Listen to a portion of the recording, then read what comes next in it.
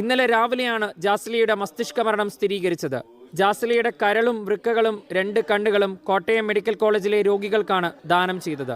തന്റെ മരണശേഷം 4 പേർക്ക് ജീവൻ നൽകിക്കൊണ്ടാണ് ജാസ്ലിയ മടങ്ങിയത്. ഈ വാർത്ത നിങ്ങളെല്ലാവരും കേട്ടിട്ടുണ്ടാവും. പക്ഷെ ജാസ്ലിയക്ക് എന്ത് സംഭവിച്ചു എന്നൊന്നും ആരും അറിഞ്ഞിട്ട് പോലുമില്ല. ജാസ്ലിയ വഴിയിലൂടെ നടന്നു പോകുന്ന സമയത്ത് അതിവേഗത്തിൽ വന്ന ഒരു വാഹനം ഇടിച്ചു തെറിപ്പിച്ചതിന്റെ ഭാഗമായിട്ട് അവർക്ക് മസ്തിഷ്ക മരണം സംഭവിക്കുന്നു. അവരുടെ ശരീര അവയവങ്ങൾ ദാനം ചെയ്യപ്പെടുന്നു. ഇടിച്ചു തെറിപ്പിച്ചത് ഒരു MBBS വിദ്യാർത്ഥിയാണ്. ഡോക്ടർ ആവാൻ പഠിക്കുന്നവനാണ്. അതിരമ്പുഴ സിറിയക് ജോൺ എന്ന് പറയുന്ന MBBS വിദ്യാർത്ഥി. ഇവനൊക്കെ ഡോക്ടർ ആയി കഴിഞ്ഞാൽ എന്താണ് കാണിച്ചു കൂട്ടുക എന്ന് മനസ്സിലായില്ലേ? തന്റെ വാഹനം അബദ്ധത്തിൽ തട്ടിയതാണെങ്കിലും അറിഞ്ഞുകൊണ്ട് തട്ടിയതാണെങ്കിലും ഇറങ്ങി ആ പെൺകുട്ടിയെ ആശുപത്രിയിലേക്ക് കൊണ്ടുപോകുക എന്ന ഒരു ധാർമ്മിക ഉത്തരവാദിത്തമെങ്കിലും അവൻ നിറവേറ്റേണ്ടതായിട്ടുണ്ടായിരുന്നു. പക്ഷെ അവനത് ചെയ്തില്ല. ഇവനൊക്കെ ഡോക്ടറായി കഴിഞ്ഞാലുള്ള അവസ്ഥ ആലോചിച്ച് നോക്കിയേ. ഈ പെൺകുട്ടിയുടെ അടക്കം കഴിഞ്ഞ ദിവസമാണ് കഴിഞ്ഞത്. എന്നിട്ടും അവനെ പിടിക്കുക പോലും ചെയ്തിട്ടില്ല. അവന്റെ വീട്ടിലേക്ക് ഒരു നോട്ടീസ് അയച്ചു കൊടുത്തു പോലീസ് എന്നാണ് പറയുന്നത്. അവനെ അറസ്റ്റ് ചെയ്യാൻ എന്താണ് ഇത്ര വൈകുന്നതെന്ന് മനസ്സിലാവുന്നില്ല. ഈ പെൺകുട്ടി വല്ല സെലിബ്രിറ്റിയുടെ മകളോ സെലിബ്രിറ്റിയോ ആയിരുന്നെങ്കിൽ അവനെ അപ്പോ തന്നെ അറസ്റ്റ് ചെയ്യുമായിരുന്നു അല്ലേ? പക്ഷെ ഒരു സാധാരണക്കാരിയാണ്, സ്വന്തം കുടുംബത്തിന് അത്താണിയായിട്ടുള്ള പെൺകുട്ടിയാണ്. ആ പെൺകുട്ടിയെ കുറിച്ചിട്ട് ആ സ്കൂളിലെ അധ്യാപിക പറയുന്ന ഈ വാക്കുകൾ നിങ്ങളൊന്ന് കേട്ടു നോക്കണം. ആ പെൺകുട്ടി അവർക്ക് എത്രമാത്രം പ്രിയപ്പെട്ടതായിരുന്നു എന്ന് ഇത് കേൾക്കുമ്പോൾ മനസ്സിലാവും.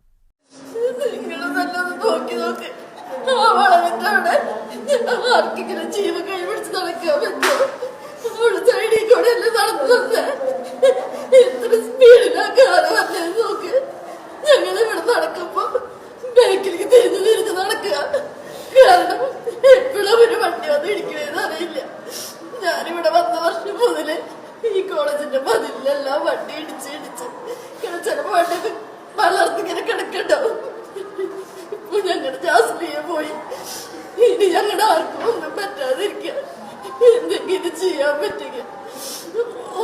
എത്ര കുട്ടികളും ഇവിടെ നടക്കണേന്ന് അറിയോ?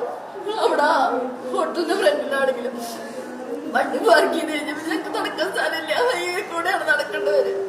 അവളൊന്നും ചെയ്തിട്ടില്ല. പഠിക്കണമെന്ന് ഒരുപാട് ആഗ്രഹം ഉണ്ടായിരുന്ന പെൺകുച്ചാണ് ജാസ്ലിയ. അവളുടെ അപ്പനെ കുറിച്ച്, ചേട്ടനെ കുറിച്ച്, അമ്മേനെ അടുത്ത വർഷം ഇവിടെ ഡിഗ്രി ഫസ്റ്റ് ഇയറിൽ അഡ്മിഷൻ ചേർക്കണം മിസ്സേ. എന്റെ അമ്മ +2 സയൻസിൽ നല്ല മാർക്കോട് കൂടി പാസ്സായി. ഈ പേജ് ജീവിച്ചിട്ടില്ല. എന്റെ അമ്മേനെ പഠിപ്പിക്കണം മിസ്സേ എന്നോട് വന്ന് പറഞ്ഞതാണ് ജാസ്ലിയ. ഞങ്ങളിവിടെ നടത്തിയിട്ടുണ്ട് 2 വർഷം 2 ടൂർണമെന്റ് 4 ലക്ഷം രൂപ ചെലവുള്ളതാ. അവള് ഞങ്ങള് കൊടുത്ത 50 രൂപയുടെ 30 രൂപയുടെ കൂപ്പൺ മുഴുവൻ നടന്ന് വിറ്റ് കാശ് കൊണ്ട് വന്ന് ഞങ്ങൾക്ക് ചെയ്തത്. അത്രയ്ക്കും ഞങ്ങളുടെ കൂടെയായിരുന്നു ജാസ്ലിയ ഉണ്ടായിരുന്നത്. ആ അധ്യാപകക്ക് ഇങ്ങനെയൊക്കെ പറയാൻ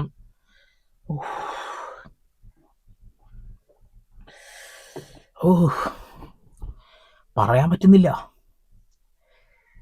നിങ്ങൾ ഈ വാർത്തയുടെ ബാക്കി ഭാഗം ഒന്ന് കേട്ടു നോക്കുക കേട്ടോ.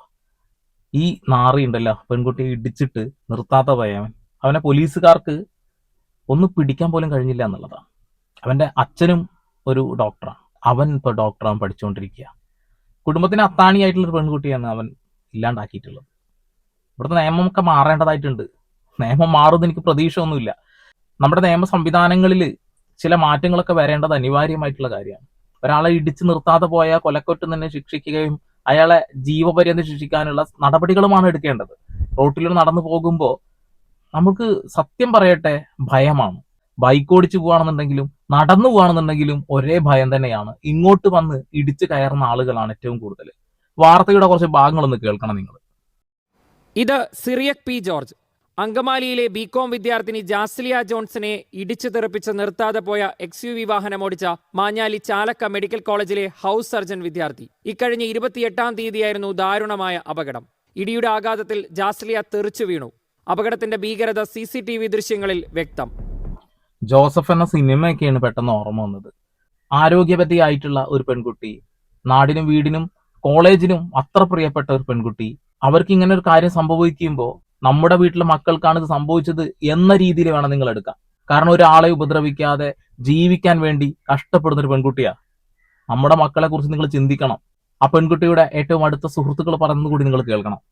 നമ്പർ കണ്ടുപിടിച്ചു, ആളെ കണ്ടുപിടിച്ചു, ആരായിരുന്നു പിടിക്കാൻ മാത്രം എന്തേ കഷ്ടപ്പാട്, അതേ ഞങ്ങൾ ചോദിക്കുന്നുള്ളൂ. ഇത്രയും ഫോൺ ട്രാക്ക് ചെയ്യാൻ പറ്റുന്നില്ല, സിം ട്രാക്ക് ചെയ്യാൻ പറ്റുന്നില്ല, ഒന്നും ട്രാക്ക് ചെയ്യാൻ പറ്റുന്നില്ല എന്ന് ഇവർ പറഞ്ഞാൽ നമ്മൾ വിശ്വസിക്കണം. നമ്മളും കഴിക്കുന്ന ഒരേ സാധനം തന്നെ. അവര് ഡോക്ടേഴ്സ് ആയതുകൊണ്ടാണോ? അവര് വലിയ വീട്ടിലെ ആൾക്കാരായതുകൊണ്ടാണോ? ഇത് ഞങ്ങൾക്ക് നീതി തന്നെ വേണം. ഞങ്ങൾ എന്തായാലും കണ്ടുപിടിച്ചിട്ടേ ഇവിടുന്ന് പോകുന്നുള്ളൂ. ഒന്നില്ലെങ്കിൽ അവളെ അടക്കിയിട്ട് ഞങ്ങൾ ഇവിടെ തന്നെ ഇരിക്കും കിട്ടുന്നവരെ. ഈ കുട്ടി പറഞ്ഞ ഈ വാക്കുകൾക്ക് അടിയിൽ ഒരു കമന്റ് കണ്ടു. ഫോർ ദ പീപ്പിൾ എന്ന സിനിമ അതൊക്കെ യാഥാർത്ഥ്യമായിരുന്നെങ്കിൽ എന്ന് തോന്നിപ്പോകുന്നു എന്ന് പറയുന്നു. ചിലപ്പോൾ തോന്നിപ്പോവും അങ്ങനെയൊക്കെ. നമുക്കറിയാം ഒരുപാട് ജന്മിമാരുണ്ടായിരുന്നു നമ്മളെയൊക്കെ ഉപദ്രവിക്കാൻ. ആ ജന്മിമാർക്കെതിരെ ശബ്ദിക്കാൻ കുറച്ചാളുകളെങ്കിലും ഉണ്ടായി അല്ലേ? അവരൊക്കെ ഇപ്പൊ കണ്ണടച്ചിരിക്കുക. അവര് ഭരിക്കുന്ന ഒരു നാടും കൂടിയാണിത്, കമ്മ്യൂണിസ്റ്റുകാർ ഭരിക്കുന്ന നാട്. നീതി തേടി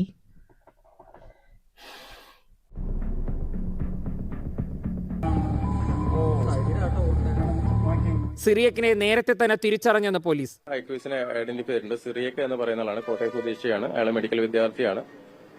അതുകൂടാതെ ഇയാളുടെ ഓടിച്ചിരുന്ന വാഹനം എടുത്തിട്ടുണ്ട്. ശാസ്ത്രീയ പരിശോധനയ്ക്ക് ശേഷം ഇന്നലെ തന്നെ നമ്മൾ വാഹനം കോടതി കൊടുത്തിട്ടുണ്ട്. നിലവിൽ ജാമ്യമില്ലാത്ത നോൺ ബെയിലബിൾ ആയിട്ടുള്ള സെക്ഷൻ ഇട്ട് ആണ് ഇപ്പോൾ അന്വേഷണം നടത്തുന്നത്. സിറിയക്കൻ അന്വേഷിച്ച് പോലീസ് പാർട്ടി പുറത്തുണ്ട്. ആളെ പിടികൂടാൻ വൈകുന്നതിൽ പോലീസ് സ്റ്റേഷനിലേക്ക് ജാസ്ലിയയുടെ സഹപാഠികളടക്കം പ്രതിഷേധവുമായി എത്തി. പിന്നാലെ പോലീസ് സ്റ്റേഷനിലേക്ക് KSUവിന്റെയും DYFIയുടെയും പ്രതിഷേധം.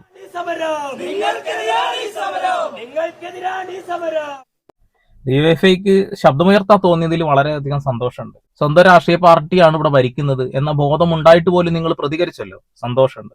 ആഭ്യന്തര വകുപ്പ് കൈകാര്യം ചെയ്യുന്ന പിണറായി വിജയൻ സാറേ, നിങ്ങൾ ഇതൊക്കെ അത് കാണണം. കഴിഞ്ഞ ദിവസം കൊല്ലം ജില്ലയിൽ ഒരു ഉത്സവപ്പറമ്പിൽ വെച്ചൊരു പയ്യനെ എല്ലാവരും കൂടെ തല്ലിക്കൊന്നിട്ടുണ്ട്. എന്തെങ്കിലും തീരുമാനമാവോ? അതും ചെയ്ത ആളുകൾക്ക് ഉടനെ തന്നെ ജാമ്യം കിട്ടും, അവർ പുറത്തിറങ്ങും. പോലീസുകാരെ പൂർണ്ണമായും കുറ്റം പറയാനും പറ്റില്ല, കാരണം അങ്ങനെയാണ് നമ്മുടെ നിയമ സംവിധാനങ്ങളൊക്കെ. സിമ്പിളായിട്ട് ജാമ്യത്തിൽ ഇറങ്ങും. ഇനിയിപ്പോ ഈ പയ്യൻ, ഈ സിറിയക് ജോൺ എന്ന് പറയുന്ന ഈ പയ്യൻ, ഇവൻ മുങ്ങി നടക്കുക. ഇനി ഇവൻ പൊങ്ങും എപ്പോഴാണെന്നറിയോ? ജാമ്യം എടുത്തതിന് ശേഷം. എന്ത് നാടാണ് ഇത്? നമ്മൾ പലപ്പോഴും പറയല്ലോ ശരിയത്ത് നിയമങ്ങളിലുള്ള ചില കാര്യങ്ങളൊക്കെ, സൗദി അറേബ്യയിലെ നിയമങ്ങളൊക്കെ ഇവിടെ വരുന്നത് വളരെ നല്ലതാണെന്നുള്ളത്. അത് ചിലപ്പോൾ തോന്നിപ്പോകുന്നു എന്നുള്ളതാണ്. ഇത്തരം അനുഭവങ്ങൾ നമ്മുടെ വീട്ടിലുണ്ടാകുമ്പോൾ ചിലപ്പോൾ നിങ്ങൾക്ക് ആ ഒരു കാര്യത്തിനെ അനുകൂലിക്കാൻ തോന്നിയെന്ന് വരും. അല്ലാത്ത പക്ഷം മറ്റുള്ള ആരുടെയോ വീട്ടിൽ നടന്നൊരു കാര്യമായതുകൊണ്ട് തന്നെ നിങ്ങളെ ബാധിക്കില്ല. അത് നിങ്ങളെ കുറ്റം പറഞ്ഞിട്ട് കാര്യമില്ല, അതൊരു ആറ്റിറ്റ്യൂഡാണ്. പഠനത്തിലും സ്പോർട്സിലും ഏറെ മിടുക്കിയായിരുന്നു ജാസ്ലിയ ജോൺസൺ. അടുത്ത വർഷം ബിരുദ പഠനത്തിന് അമ്മയെ കൂടി കൂട്ടണമെന്ന് ആഗ്രഹിച്ചവൾ. പഠനത്തിനൊപ്പം ജോലി ചെയ്ത് അച്ഛനും അമ്മയ്ക്കും താങ്ങായവൾ. മരണാനന്തരം അവയവങ്ങൾ ദാനം ചെയ്ത ജാസ്ലിയുടെ മൃതദേഹം അങ്കമാലി മോർണിംഗ് സ്റ്റാർ കോളേജിലെത്തിച്ചപ്പോൾ ഉള്ളുലയ്ക്കുന്ന നിമിഷങ്ങളായിരുന്നു.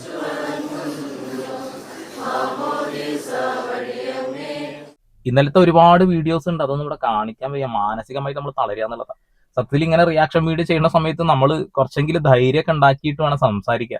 പക്ഷെ എന്ത് ചെയ്യാനാണ്?